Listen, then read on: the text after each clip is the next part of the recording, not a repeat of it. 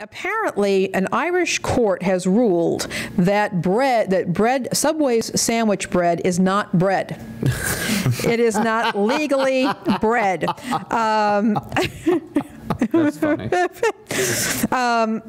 Okay, so excuse me. They do taste like yoga mats, let's be real. They can, certainly. Or Play-Doh. I don't know, something like that. So there's basically a rule that when it comes to value-added tax, it's a tax that's added to everything. Certain basic foods are not subjected to that kind of taxation, and bread is one of those things. Now, I do find this absolutely fascinating. What they describe as staple foods are bread, tea, coffee, cocoa, milk, and preparations or extracts of meat or eggs. You've got to love a society that regards tea, coffee, and cocoa as and meat extracts as staple foods. But apparently, Subway bread does not count as bread, and I think the kind of a more important thing here is it because of its sugar content. And apparently, good on them. Yeah, the sugar content is 5 times what acceptable sugar content is in what the Irish consider to be bread. Now, the interesting thing, of course, is that in many countries, even to this day, bread is still if it's a sourdough, it's flour, yeast, it's flour, water, and salt. If you're looking for a non-sour loaf, it may have yeast added, but that's it. And you actually buy your bread once or twice a day because it goes stale almost immediately. And just to clarify a little bit of that, there is always a little bit of sugar that is needed for the yeast to feed on, but that's all there should be. I've made bread myself. Like a tablespoon is usually enough, not half a cup. Well, my sister, she's a sourdough bread maker, as you know. I think I've mentioned on the show before, but and she uses only flour, water, salt, and it's all wild yeast because there's wild yeast in the air at all times. And some of the best wines that are coming out now are ancient winemaking methods that are all wild yeast, and so they're not adding yeast even to the wine when they're making. So long as we don't take the Romans' method of making wine. Oh yeah. Then I'll be happy. Sweetening wine specifically. Yeah, sweetening. That's a bad idea. We'll talk about that later. I love briquettes of lead in my wine. Really, the Roman wine with lead in it? Yeah, the Romans used to sweeten their wine with lead. Well, that's one way to go through some emperors. Caligula, case in point. Sweetened wine. Caligula, case in point, was a notorious. He's likely like the one that we're getting. Okay, we're going. We have to talk about way off. The point is this. I think it's very interesting that they're basically saying, look, it's the sugar content. It's not what it looks like. It's not what it tastes like. It's not how functional it is. It's the level of sugar in it puts it into a discretionary indulgence category. And that, I guess, is it's basically like a sweetbread, is what they're calling it. Well, they're basically saying that it is a delicacy, or they call it a more discretionary indulgence. And so now they cannot classify, when it comes to taxation, how they tax it, it cannot be classified as bread. And I think it's absolutely fascinating. For one thing, it indicates just how oversweetened our palates have become. I mean, anybody who's ever been on a low-carb diet, or somebody who has diabetes and is watching their diet, will tell you, when it comes to prepared foods, there's a massive amount of sugar and stuff. Even things down to like salad dressings.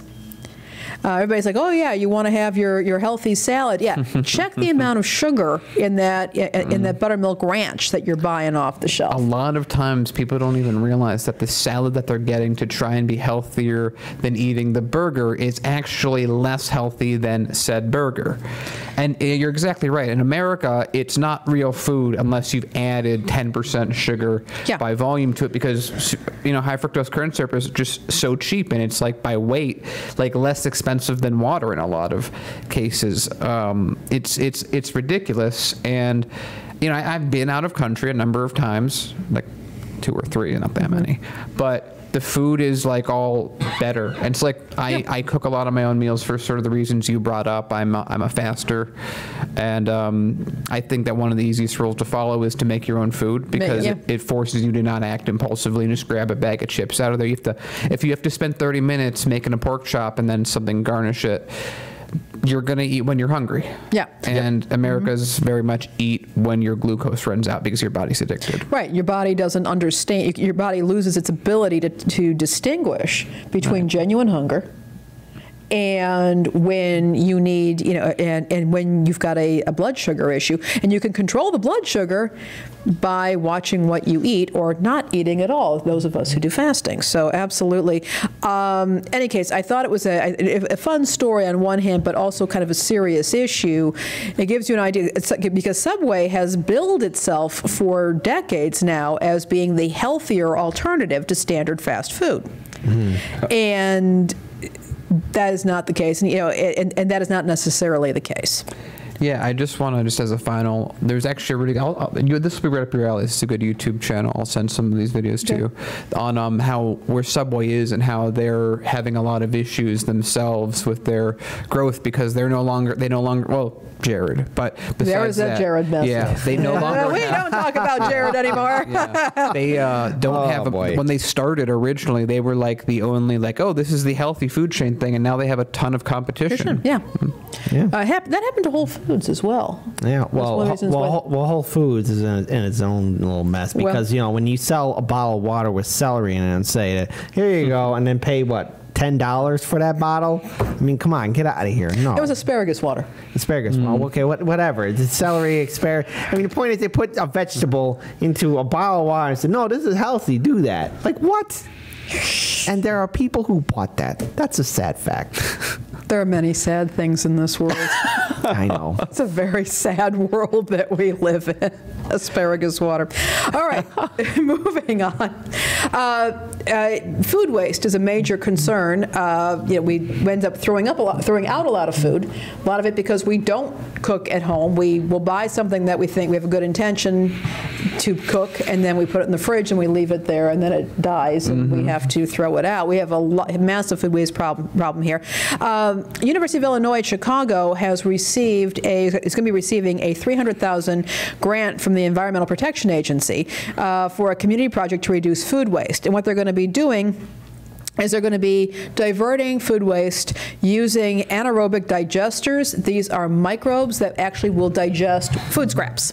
And so I thought, I wanted to mention, obviously we're here in Chicago, but I'm also very pleased to see that, there is, in all the mess that we're in right now, there are efforts being made to use, in this case, microorganisms to digest food and to reduce what goes into our landfills. I don't think it's a be-all and end-all. I think we have to change a lot about the way we live in this country, and I put myself in that category.